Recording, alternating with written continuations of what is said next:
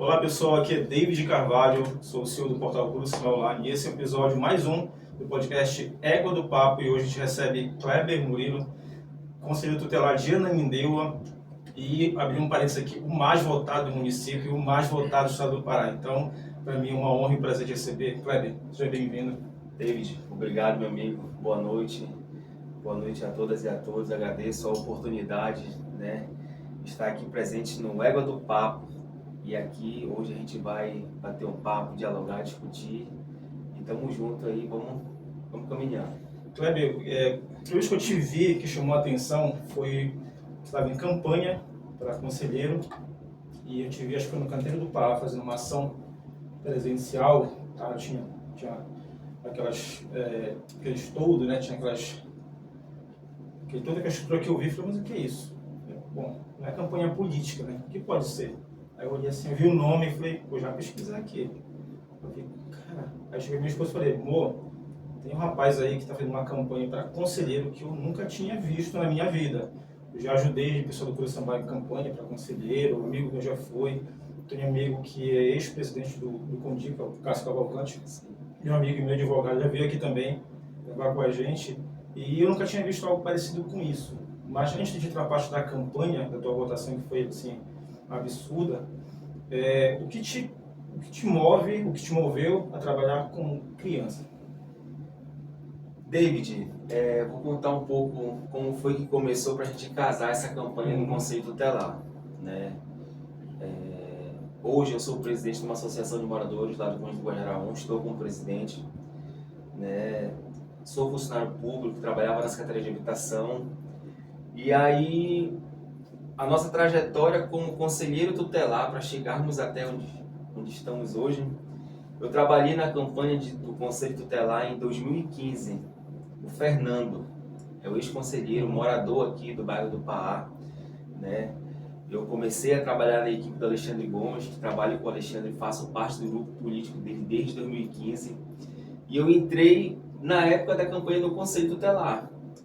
O Alexandre falou assim, olha, tu vai ajudar uma pessoa, vai ter uma eleição, e aí tu vai precisar ajudar ele lá no teu bairro, no Guajará, tudo bem?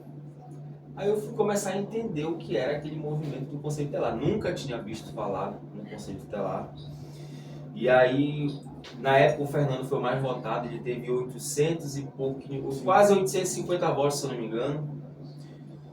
E aí passou a eleição, acabou a eleição, não se ouviu mais falar no Conselho, né?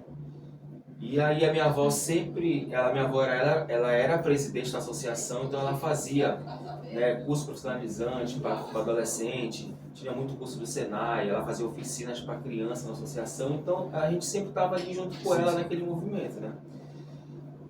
E aí passou 2015, quando foi 2019, novamente a eleição no Conselho Tutelar. Eu já não trabalhava diretamente no grupo político do Alexandre, eu trabalhava numa empresa privada, e o Michel Tobias veio candidato a Conselho Tutelar. O Michel Tobias faz parte também do grupo político do Alexandre Gomes, né? E aí o Michel não ganhou a eleição. Só que eu fui, votei, ajudei e nem me liguei. Quando foi no final de 2019, eu voltei para o grupo político do Alexandre de fato. Eu saí de uma empresa privada e voltei para o grupo político dele, E aí eu falei, eu comecei a analisar. Falei, cara, eu acho que na próxima eleição eu venho a candidato ao Conselho Tutelar. Uma eleição do bairro, né? Os moradores têm que votar em ti, fazer parte desse processo. Tu vai trabalhar especificamente com criança e adolescente. Eu já via a minha avó fazendo aquilo, né? A minha mãe também sempre teve um pouco do movimento social, né? Hoje o meu vice-presidente da associação, que é o Paulo Afonso, ele sempre ajudou pessoas carentes. O Paulo tinha uma Kombi antigamente que ele ia dar sopa, mingau no distrito, né? E a gente sempre acompanhava ele. A minha mãe ia e eu ia. Ele juntava toda a turma na Kombi e a gente ia lá pro distrito, pro Saré, entregar sopa, entregar mingau, né? Entregar brinquedos. E eu sempre via aquela movimentação do olhar mais ser humano, de ter empatia ao próximo. E aí tu vai juntando as peças, né? Tu vai montando o quebra-cabeça. Falei, cara, acho que eu venho candidato ao Conselho Tutelar. Aí eu cheguei com o Alexandre e falei, Alexandre, eu quero ser candidato a conselheiro. Ele falou, mas está muito longe ainda. Isso no final, depois da eleição de 2019, eu falei, Alexandre, acho que você candidato na próxima eleição. E aí sempre tive, né, quando eu estudava no ensino fundamental e no ensino médio, eu sempre fui chefe de turma. Né? Eu estudei no Colégio Sistema, no Colégio Saber, concluí meu ensino médio no Colégio Impacto. Eu sempre tinha eleição de chefe de turma, eu me candidatava e sempre ganhava as eleições. Só que eu não gostava muito de estudar. E aí, para eu participar da eleição, eu tive que cortar na pele. Eu não gostava de estudar, essa é a verdade. E aí eu falei, cara, não adianta eu conhecer tudo, conhecer as pessoas, achar que eu sou bem organizado, bem articulado, sou político, e eu preciso passar numa prova para disputar a eleição. E agora? Eu falei, cara, aí eu falei, não é possível. Aí estuda, comecei a estudar, fazer as redações, comecei a ler o ECA, eu dormia, minha esposa acorda, e aí tu tem que te virar. Estudei, e eu comecei a entender mais o conselho tutelar. Né? Antes de começar a estudar, comecei a entender o que o conselho tutelar faz. Porque tinha aquela visão, o conselho tutelar vai tirar o teu filho de você. Eu quero entrar nessa parte contigo, porque assim, como é que tu consegue ver hoje o conselho tutelar que tu via antes? Porque assim, quem não tem informação sobre, e na verdade a maioria das pessoas não tem informação sobre o conselho tutelar, o que faz um conselheiro, mas a tua campanha trouxe essa consciência. Porque assim, o grande segredo das campanhas anteriores para conselheiro era mover pessoas para ir votar, que era a parte mais complicada. Sim. Porque assim, um domingo, sair da sua casa de manhã para ir votar num conselheiro, que assim, nem é político, né? Não tem a ver com política, diretamente falando, e tipo assim, vota lá. Quer dizer, o número de votos, eu creio que não chegava a 1000. Acho que o mais votado nunca bateu 1000 votos, né, dos que eu acompanhei. E essa consciência que trouxe na tua campanha foi o que me chamou a atenção. Eu vi cada post teu explicando, cara, a função, o porquê, o pra quê. Falei, cara, isso é muito bom. Porque o entendimento não só de quem quer ser conselheiro, assim, o sarrafo está lá em cima agora. O nível agora é outro, né, vamos dizer assim. Mas para quem não tem nada a ver com isso, eu assim, não, agora eu entendo qual é a função de conselheiro. Porque em vez de ser um amigo, ele era visto até como um vilão, nunca vai tirar teu filho, como você acabou de falar. Sim. Como é que consegue ver isso hoje na prática? E a gente continuando, né, a campanha do Conselho Tutelar, que a Thaís está aqui acompanhando a gente, né? A Thaís foi uma das pessoas que, quando eu tive essa ideia de ser candidato, né, eu sempre tive a Flávia, que é minha esposa, que sempre me apoiou, que sempre me incentivou, né? Eu tenho a minha mãe, que ao longo desse tempo eu fui descobrindo que a minha mãe ela é uma pessoa política também, porque ela sabe conversar, ela vai conduzindo algumas coisas, né? E o Paulo Afonso, que é o vice-presidente, que foi o cara que eu sentei, a primeira pessoa que eu sentei de tudo isso que eu falei foi o Alexandre. O Alexandre quer ser candidato. Trabalho com ele, ele que é meu líder político, eu direcionei a ele, pedi a orientação dele, a opinião dele, né, do que eu deveria fazer. Ele falou, cara, estuda, passa na prova, e se tu passar na prova, tu vai para a eleição. E aí a eleição é uma outra etapa. E aí eu chamei e falei, Thaís, eu vou talvez isso um ano antes. Falei, Thaís, eu venho candidato ao Conselho Tutelar, só que eu preciso me movimentar na rede social. Nunca dava certo. Eu sempre conversava com a Thaís, eu fazia uns posts de aniversário, ano novo, Natal, era só aquele negócio meia boca. E aí eu falei, Thaís, eu não tenho dinheiro, eu preciso que tu me ajude, eu preciso que tu confie no produto, tu vai ter o melhor produto. Eu vou ser uma pessoa que vou crescer, só que eu preciso que tu me ajude. Como, Murilo? Faz um preço bom pra mim, que um dia eu vou poder te pagar o que tu de fato merece, né? O primeiro post meu no meu Instagram foi o Dia do Índio, a Thaís fez. Ela postou lá, foi Dia do Índio e tal, e a gente começou. Eu tinha 1.080 seguidores, né? Eu acho que foi em 2021. 2021 a gente começou essa trajetória. Aí fomos começando. Aí a Thaís falou, aí a Thaís foi, pediu um preço, falei, não, Thaís, aí não tem como. Como é que... Ou eu te pago, ou eu sobrevivo. Não vai. Ela falou, poxa, Murilo, mas é isso. Faz um preço bom. E a Thaís foi, confiou. Eu pagava um mês e atrasava 3. Pagava um mês e atrasava 3. Eu tô falando a verdade. Hoje que tá um pouco bom, atrasa. Imagina naquela época que era Não difícil. pega seu mulher. Pelo amor de Então Deus. assim que acontece. Eu falei, Flá, a minha esposa tá do meu lado. A minha mãe apoiou. O Alexandre falou, cara, vai. A Thaís aceitou. E o Paulo, que era o cara que tinha conhecimento, falou, bora. Então tinha 5 pessoas. Passei na prova. Rapaz, foi uma aflição muito grande, né? A prova lá tinha que acertar a metade, né? Era 60 questões, tinha que acertar 30. E aí eu passei na prova, passei na redação, passei no teste psicológico, e a gente veio a eleição. Eu falei, cara, agora?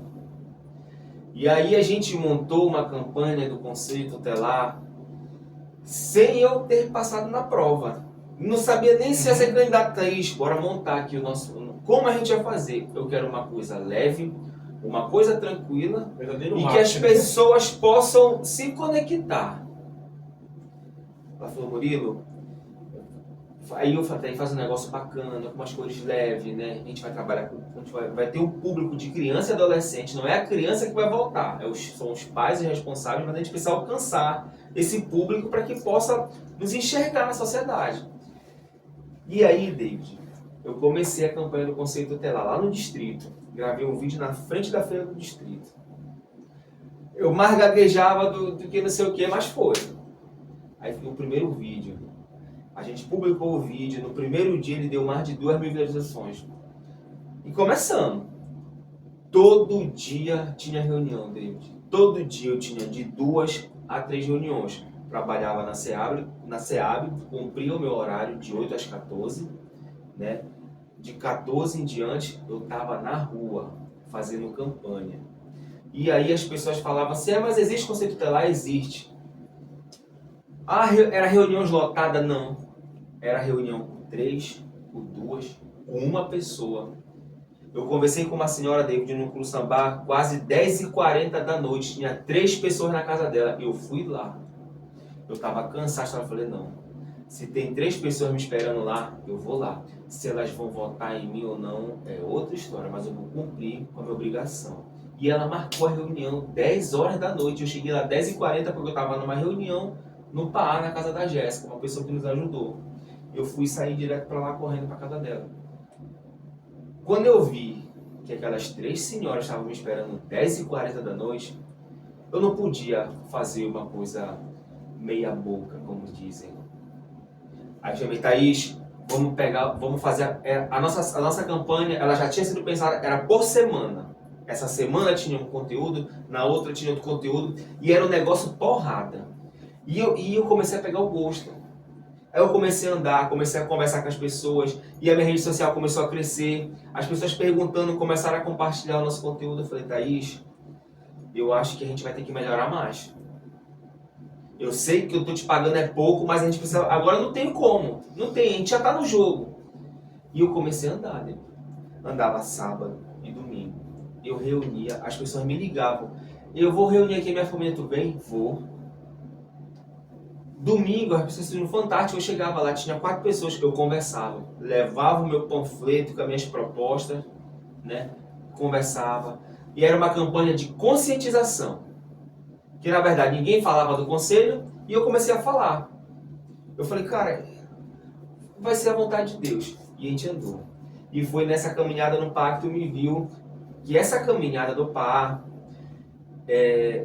a eleição, eu já venci ela quando em 2019, que eu sentei com o Alexandre, né, que eu conversei com ele, eu expliquei o motivo que eu queria ser candidato a conselheiro tutelar. E eu acho que a minha campanha, ela deu certo em 2019. No final de 2019, quando eu conversei com ele, eu expliquei a ele o porquê eu queria ser conselheiro tutelar. Eu expliquei a ele o motivo, o meu maior motivo de ser candidato a conselheiro tutelar. E eu acho que foi lá naquele momento, em 2019, quando a gente plantou aquela semente, eu acho que a minha eleição deu certo ali. E aí, essa caminhada do PAA, ela, para mim, particularmente, ela foi uma concretização desde 2019 o que havíamos conversado. E diga-se de passagem, em 2020, o Alexandre perdeu a eleição para vereador. E eu falei com ele, Alexandre, ele falou assim, não, Murilo, está muito longe a eleição ainda, não é momento. Eu falei, tudo bem, respeitei, senti a dor, o cara perdeu a eleição. Acabou. E aí a gente começou a trabalhar, a fazer. E a caminhada do PAA, ela foi fora da curva. A Thaís falou assim, Murilo, bora fazer uma caminhada lá no bairro do PAA. Eu falei, Thaís, caminhada no bairro do PAA, o que eu vou fazer no canteiro central? Né? Eu vou caminhar, é um momento que as pessoas estão ali conversando, lanchando, né? O que eu vou fazer? Rapaz, aí eu reuni um grupo de pessoas que me ajudavam, né? Foi uma média de umas 30, 40 pessoas e veio para caminhada no canteiro do estado do Pará. Cara, foi um vídeo que, sinceramente, até hoje as pessoas assistem, elas acham engraçado aquele vídeo. E aí a gente fez, era uma interação mesmo. Olha, amigo, mas para quê? Aí eu fui explicando o que fazer o conceito tutelar, por que voltar no conceito tutelar. E aí, depois desse vídeo do Pará, eu falei, a gente vai conseguir chegar no objetivo. E a gente foi caminhando, conversando e deu certo. Então essa foi uma das coisas que fez a gente chegar nesse objetivo. Eu lembrei agora que assim, a Thaís, quando viu de fato acontecer, né, a eleição, disse, não, ainda bem que eu aceitei. Porque assim, quando a gente vê um trabalho, eu trabalho com mídia, né, trabalho com comunicação. Quando a gente aposta em um produto, vamos dizer assim, né, ou serviço de um cliente e vê que de fato, não, isso aqui vai funcionar tranquilamente, né, paga o valor que a gente estipula e tal, mas quando é o inverso, tipo assim, não, acredita em mim, né, que lá na frente vai ter retorno. Assim, já aconteceu comigo, já deu certo também. Tipo assim, a gente vê, de fato, e quando vê todo o teu planejamento, 2019, tudo começando com uma ideia, com um propósito, e fazendo acontecer, encontrar pessoas que te apoiaram. Claro, eu sempre falo isso, a família apoiou, então vai. Porque a pior coisa é quando a família não te dá um retorno, assim, ixi, agora? Se a minha família está me apoiando, tem que vai me apoiar. Né? Mas, tipo assim, tua esposa, tua mãe, teu amigo, enfim, entrou também a tua assessoria e funcionou. Foi o que me chamou a atenção quando eu te vi no canteiro do parque. Minha mãe mora bem, tu estava na frente da minha mãe. Eu fui lá e falei assim, o que está acontecendo aqui? Eu vi aqui, falei, isso aqui é diferente. Aí eu fui pesquisar o teu nome que eu vi lá e falei, eu sei quem é, né? Mas vamos lá. E comecei a acompanhar. E vi a tua votação, vi a tua eleição, falei, cara, isso aqui é muito bom. Eu falei isso para a Lívia, que ela gravou com a gente no segundo episódio, que também eu vi a campanha dela, hoje ela é secretária de Direitos Humanos, enfim, mas eu acompanhei lá atrás, ela fez live comigo, assim, eu apostei, não, ela é muito inteligente, vai trazer alguma coisa de fato para o município, e está trazendo agora, no tempo certo, está acontecendo. E quando eu vi com você fazendo acontecer, eu falei, isso aqui é diferente. Eu falei, é campanha nível vereador, foi o que eu falei com minha esposa, parece que é um vereador que tem campanha e está lá, o negócio está acontecendo. Na verdade, eu vi vereadores que não chegaram nem perto do nível de campanha que tu fez para conselheiro. Então, tipo assim, o negócio já mudou, o jogo é outro agora. Quem quer ser conselheiro de fato, tem que trazer não só a fazer a prova, né, e tal, mas trazer conteúdo relevante para as redes sociais, porque tá lá a juventude, querendo ou não, estão lá, né? Estão acessando, estão ouvindo, estão interagindo, e trazer essa consciência do conselho, como funciona e para que funciona. Já precisa de um conselheiro. Eu preciso do Cássio que me ajudou, né? O conselheiro está de plantão, uma situação que aconteceu comigo e com os meus filhos e que me ajudou. Eu nunca passou na minha cabeça que eu precisava de um conselheiro na minha vida para ajudar com os meus filhos, que eram pequenos na época. Mas me ajudou e resolveu o meu problema. Quer dizer, olha só, agora eu entendi, nesse dia eu entendi de fato como funciona e para que serve um conselheiro. Mas quando vi a tua campanha e fazer acontecer, eu falei, cara, é diferente o negócio. Por isso que eu ficava te mandando mensagem lá, sim, mano, bora gravar, porque é conteúdo muito bom. Eu quero te perguntar, nesse tempo que tu tem de conselheiro, tu é do Conselho 1, correto? Então, tipo assim, que situação tu já viu, que antes da gente assumir uma função, a gente só mensura o que pode acontecer, o que a gente pode ver, mas quando a gente está de fato, né, no campo, vê as situações que a gente tem que resolver, no teu caso, tem que resolver, o que tu já viu, tipo assim, te assustou, tipo assim, cara, não é possível que isso ainda aconteça, né? David, hoje, né, eu estou como conselheiro tutelar, faço parte do Conselho Tutelar 1 de Ananindeua, né, que é aqui no Conjunto do Guajará, que abrange os bairros do Paá, Distrito, Maguari, Ilha de Ananindeua, a Quinta das Carmitas e o Guajará 1 e 2. Né? Lá são 5 conselheiros comigo, o conselheiro Alex, a conselheira Virgínia, o conselheiro Harrison, a conselheira Marilda e eu, Kleber Murilo. Nós fazemos a parte da composição do Conselho 1. Em Ananindeua são 4 conselhos tutelares, né? O Conselho Tutelar 2 na Cidade Nova, o Conselho Tutelar 3 nas Águas Brancas, e ali no centro, e o Conselho Tutelar 4 lá no Valparaíso, que corresponde a Guanabara, Jadelã e todo aquele lado de lá. Hoje em dia, nós estamos falando, né, estamos no mês de maio, sobre a campanha contra a prevenção e a exploração contra o abuso sexual, né?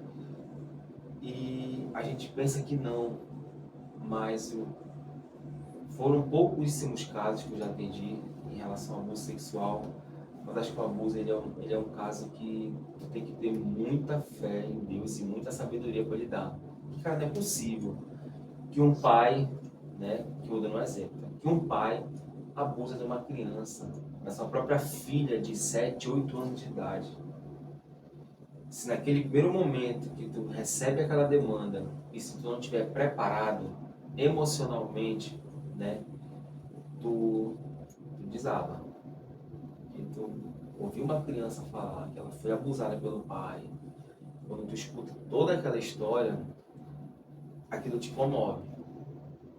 E por isso que eu falo que ser conselheiro não é fácil. Uma coisa é você estar no mandato de conselheiro e a outra coisa é você ser conselheiro, né?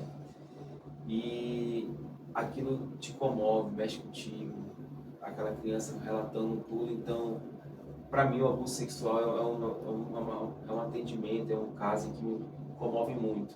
E tu tem que ser firme nas tuas decisões, porque tu está tratando de uma criança, né, que tu precisa cuidar, que tu precisa acolher, que tu precisa amparar, encaminhar para a rede de apoio, para a rede de atendimento, né, encaminhar a polícia, que é a Delegacia Especializada de Crianças e Adolescentes, que ela vai investigar a denúncia, e o Conselho, junto com a rede de proteção, CREAS, CRAS, vai fazer o acompanhamento dessa criança ou desse adolescente que é vítima de abuso sexual.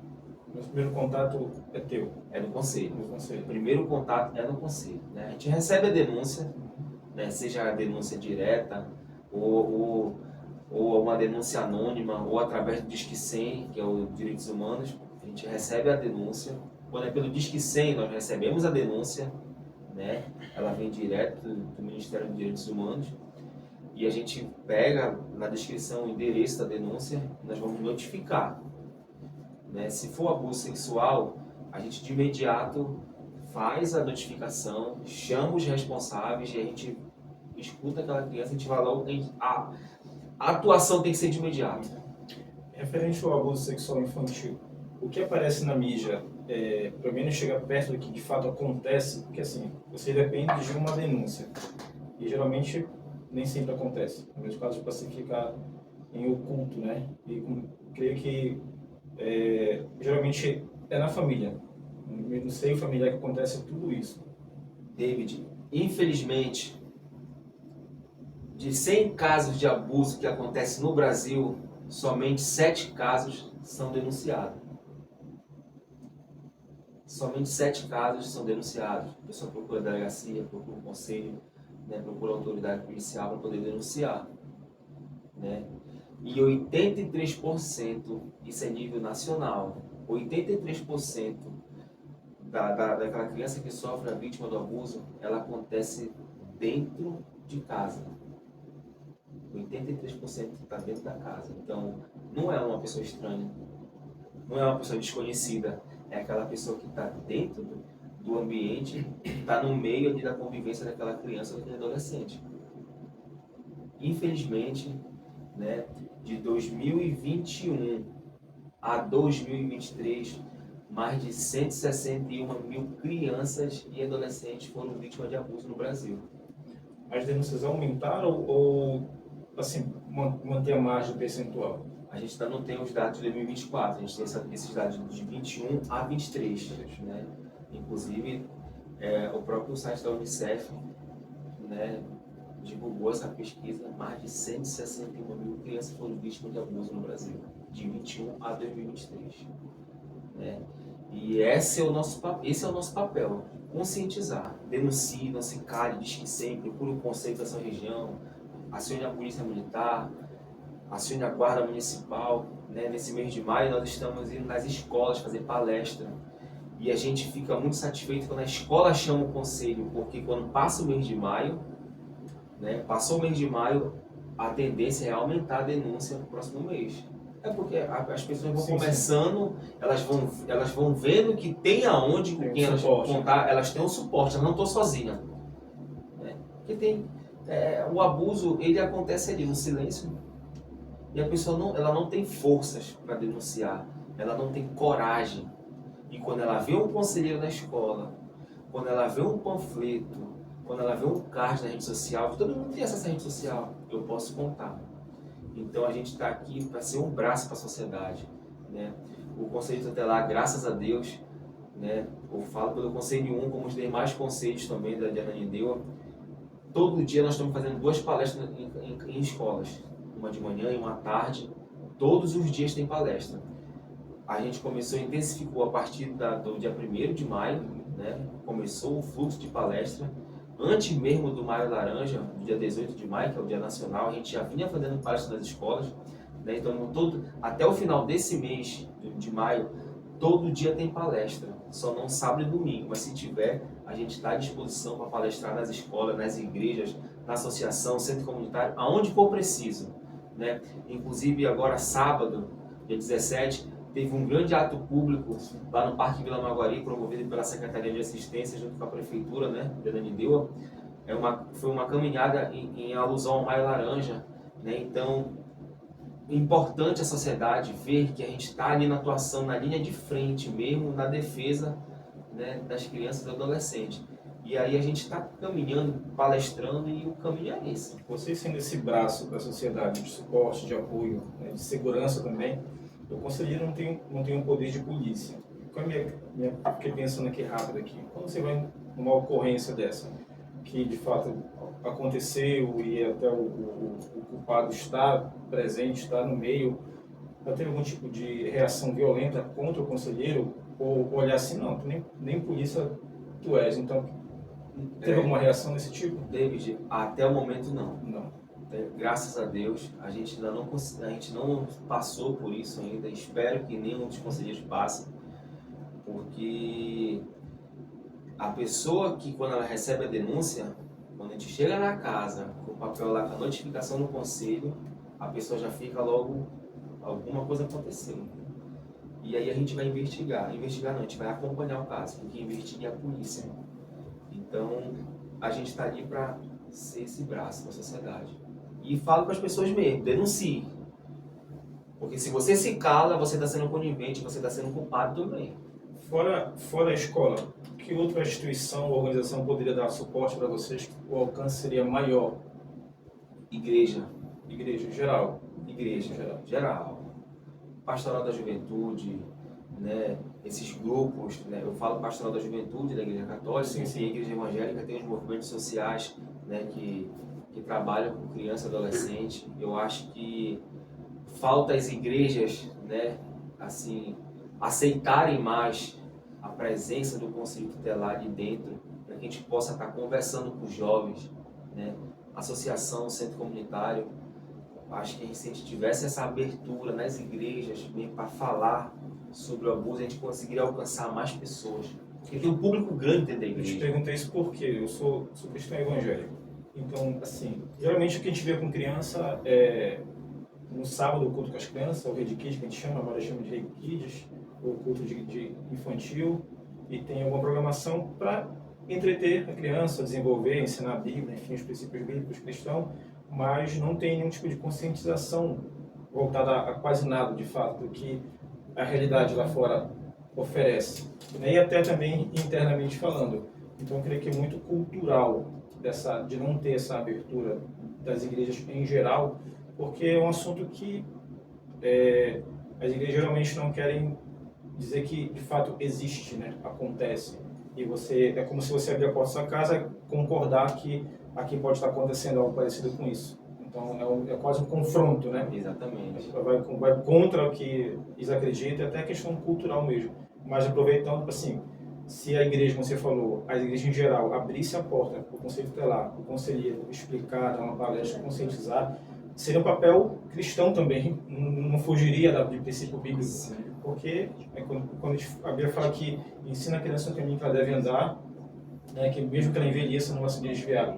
Tem esse princípio assim, de ensinar, olha, pode acontecer isso, isso e isso, aprenda a identificar, a denunciar, então seria um bom braço para ajudar vocês também nessa parte. Mas pulando esse assunto, o que te...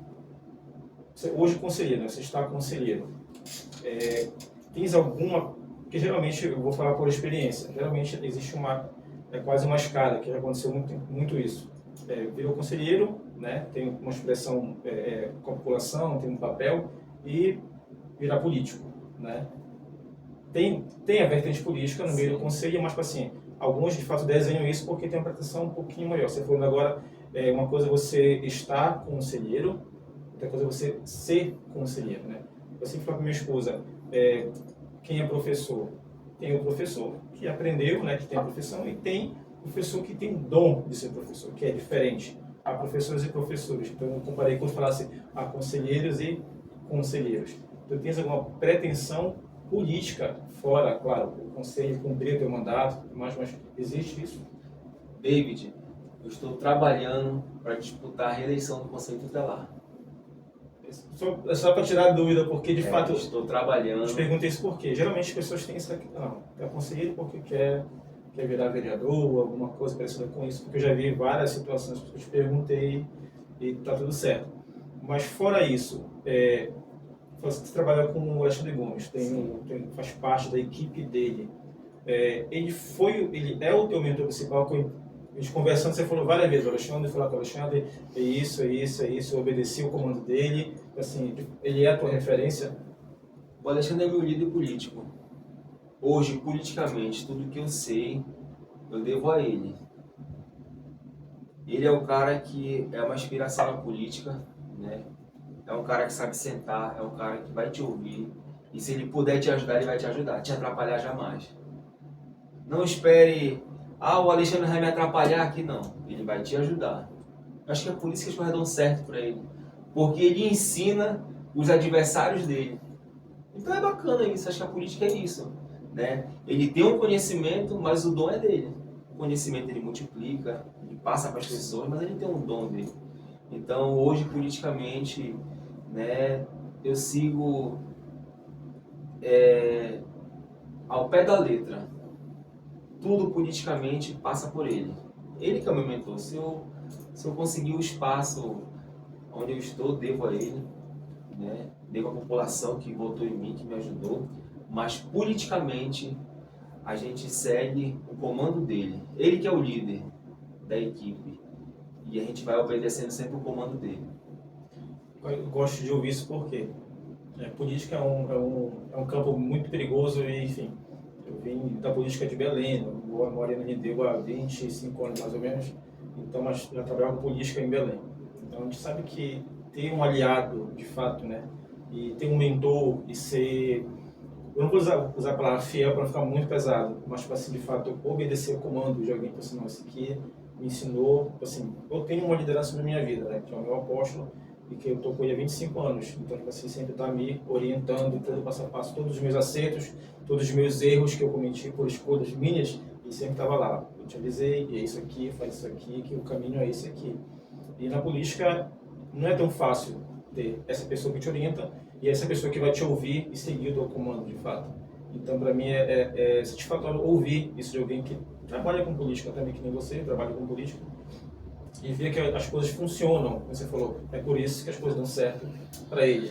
Porque você está aqui, tem um planejamento, tem uma fidelidade, tem uma obediência, e a gente está seguindo esse passo a passo que foi desenhado, como você fez lá, desde 2019, né, e assim, aconteceu.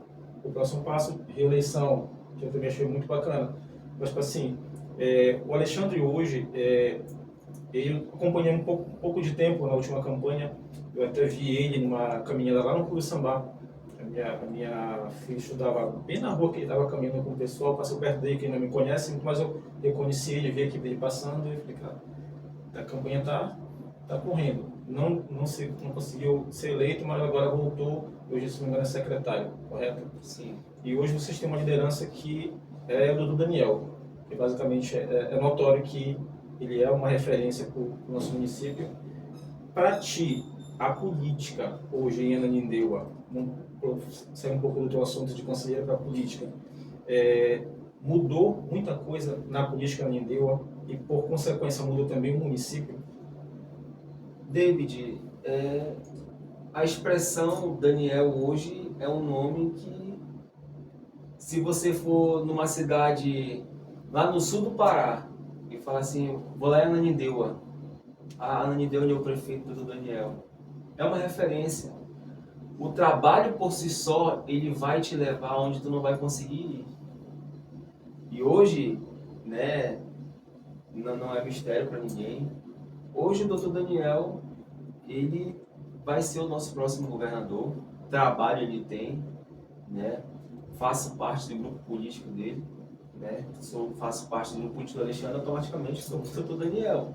E a gente, se Deus quiser, né, a Ananindeua, o próximo governador vai ser o Dr. Daniel. Trabalho ele tem, a nossa cidade está sendo transformada, né? É normal que não vai conseguir agradar todo mundo, mas o Dr. Daniel está trabalhando. Todo dia, é só como ele sempre fala, acompanhe nas redes sociais.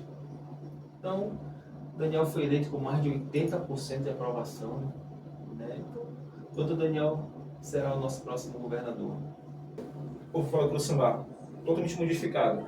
Às vezes eu pego a minha moto, o carro, vou no Clube Sambá, vou aqui, nunca viu asfaltado. Eu falei, cara, que legal. O meu pastor mora, trouxe a independência, foi na casa dele, aí passou asfalto, nisso do mês agora, passou asfalto na rua dele, que também não tinha nada. E todas as ruazinhas, tudo asfaltado. Eu fiquei, cara, que negócio, né? Que mudança tão grande.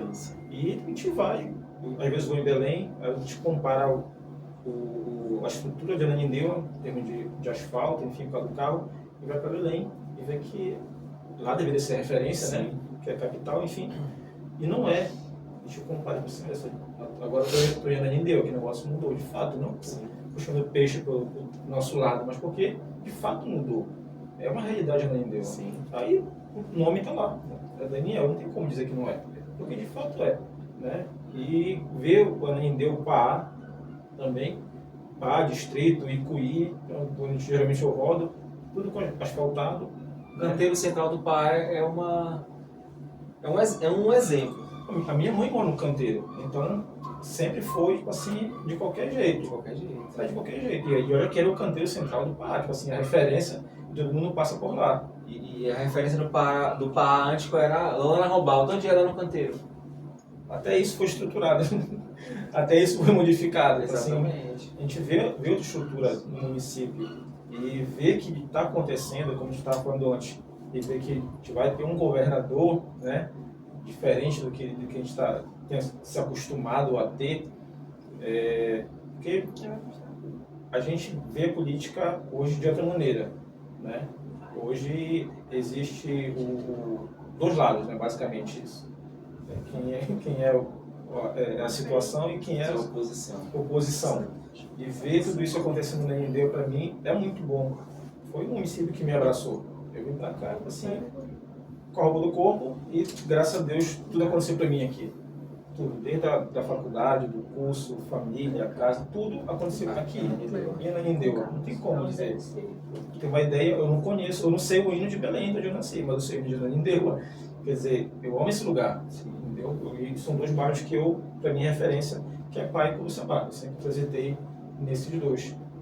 E tudo modificou. Sim. E quero, voltando para o nosso assunto, ver crianças em situação de risco, de violência, de várias situações que você já viu com certeza, e você que vai ser pai, como é que trabalha isso na tua cabeça?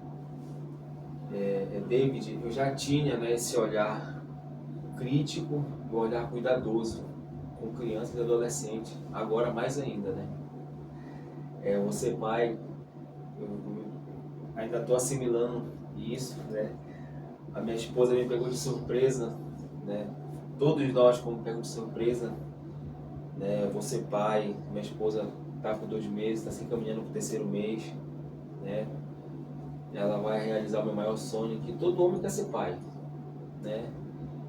E aí é mais uma missão na minha vida, na nossa vida, né? Na vida dela também. E essa é a missão. E a missão, né? Cuidar de criança é uma missão árdua, para mim vai ser mais ainda.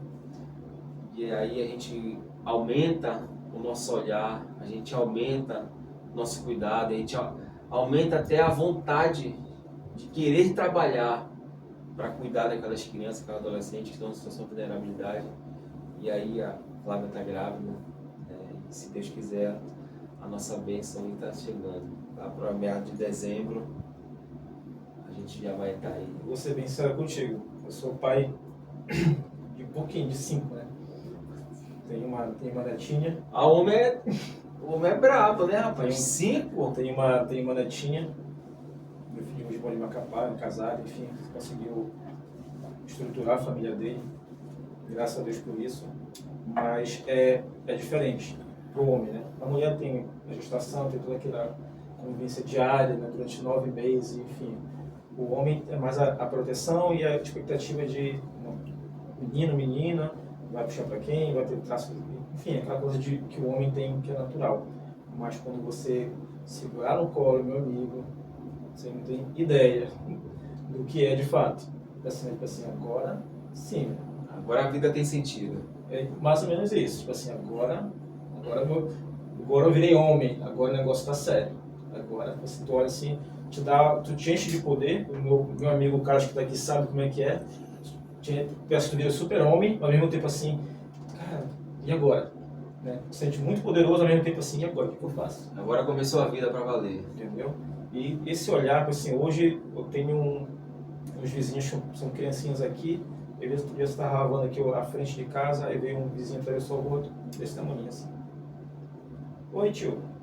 Oi, tio. Eu sou o Heitor. Foi prazer, Heitor. E começou a conversar. Eu fiquei pensando assim, cara, eu lembro logo dos meus filhos quando eu era pequeno, e assim, todo cuidado, né? Por que eu tô dizendo para você agora? Porque vai mudar a tua ótica. Vai mudar a tua ótica, vai mudar tudo, na verdade. Né? Quando tua filha tiver nos teus braços, vai mudar tudo. E fez assim, agora eu vou fazer mais ainda, né? Te dar mais força ainda. Tu tem tua motivação clara, o que te moveu, mas assim, vai ser um ponto fora da curva. E já te parabenizar, né? Pelo futuro bebê, você não sabe o que é, mas assim, que Deus abençoe a tua família, você formada, e que você consiga, né? Cumprir essa missão de pai, de conselheiro, que para mim, te conhecer pessoalmente, é um prazer, de fato. Né? Como a gente estava conversando antes, até com a tua assessoria, ela falou assim, as pessoas não te conhecem desde, mas vão passar a te conhecer agora, de fato, como tu és. Né? Saber quem é, o que faz, aquela questão toda. E te conhecer pessoalmente, ver que tu tem todo um suporte por trás de pai, de mãe, de esposa, agora de filho, enfim. Isso para mim é gratificante, sempre ver alguém que tem esse suporte, porque é uma referência. Né? O homem não pode ficar sozinho, isso é um ponto. Com família, então, é melhor ainda. Tá? E te falar assim, na tua caminhada como conselheiro, em algum momento, tu conseguia olhar para uma criança tipo assim, e se fosse meu filho?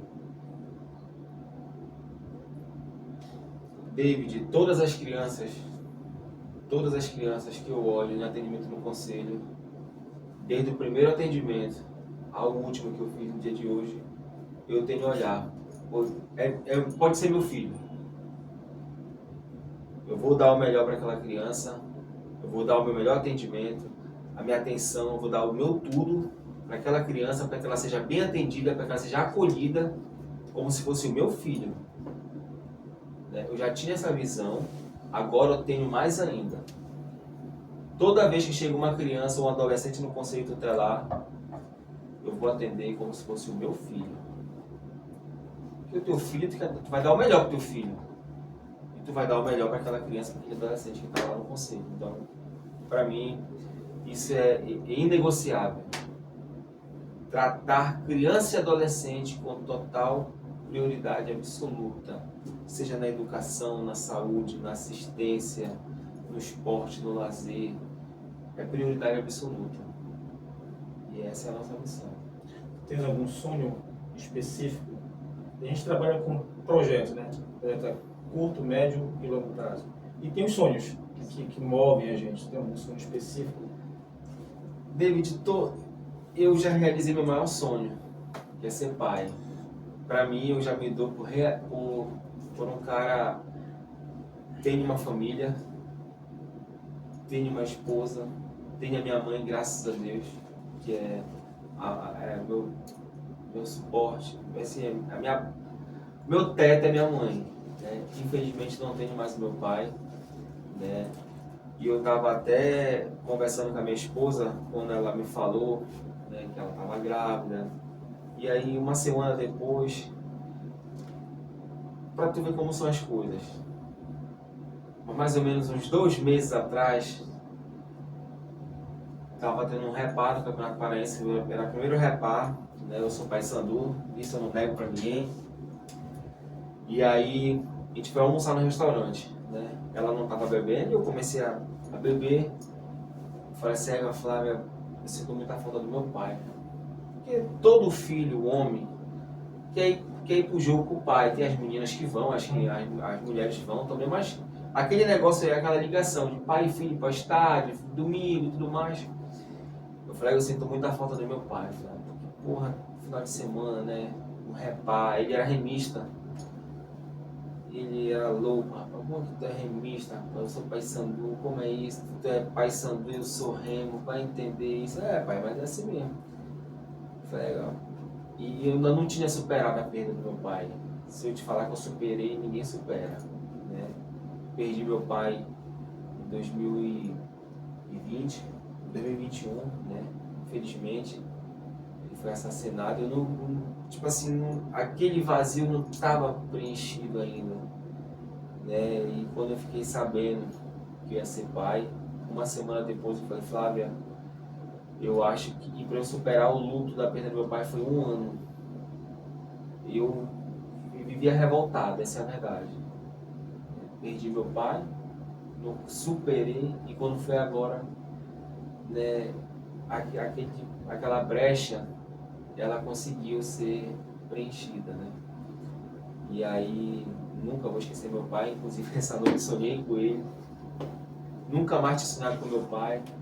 Então, eu acho que tu ser pai, tu começa, até no teu modo de falar com as pessoas já muda.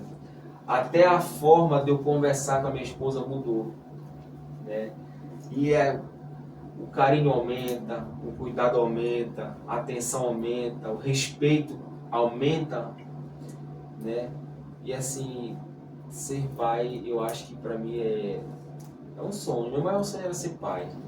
Velho, então deixa pra gente um recado pra quem te segue, quem acompanha o teu trabalho. Pode deixar até o último. Bem, pessoal, quero aqui agradecer mais uma vez o David, né? Agradecer toda a equipe dele que está aqui, agradecer a Thaís, agradecer a Deus pela oportunidade. E você, acompanhe o nosso trabalho, né? Nos siga nas redes sociais. Nós estamos aí todo dia divulgando o nosso trabalho como conselheiro tutelar, conscientizando a sociedade da importância do nosso papel de estar no mandato de conselheiro tutelar, né? Denuncie. Se você precisar do conselho tutelar, nós estamos à disposição ali no final da linha do Guajará, ao lado do final da linha do Guajará Viro Peso, né? O conselho tutelar 1. Acione o conselho, acione a polícia, Disque 100. Nós estamos aqui, David, à disposição da sociedade mesmo. O nosso papel é conscientizar a população da importância do papel do conselho tutelar. E dizer para os adolescentes, para as crianças, estudem, né? O estudo, ninguém vai tirar ele da gente. Podem tirar tudo da gente, menos o nosso estudo. Nosso estudo, a educação, ela consegue nos levar ao nossas maiores conquistas, nossos maiores sonhos. A educação é o caminho. E a gente vai continuar trabalhando aí na nossa missão, buscando, né, outros caminhos e, se Deus quiser, vamos conseguir chegar lá. Foi um prazer te receber. Obrigado pela oportunidade. Gente, mais um episódio do podcast Égua do Papo, hoje com o Kleber Murilo, que trouxe assuntos relevantes, mais uma vez, com certeza. E para você que nos segue, comenta, compartilha, segue o nosso conteúdo, seja no Instagram, seja no TikTok, seja no YouTube também. Podcast Égua do Papo, do portal Puro Samba Online. E até a próxima. Um abraço. Tamo junto.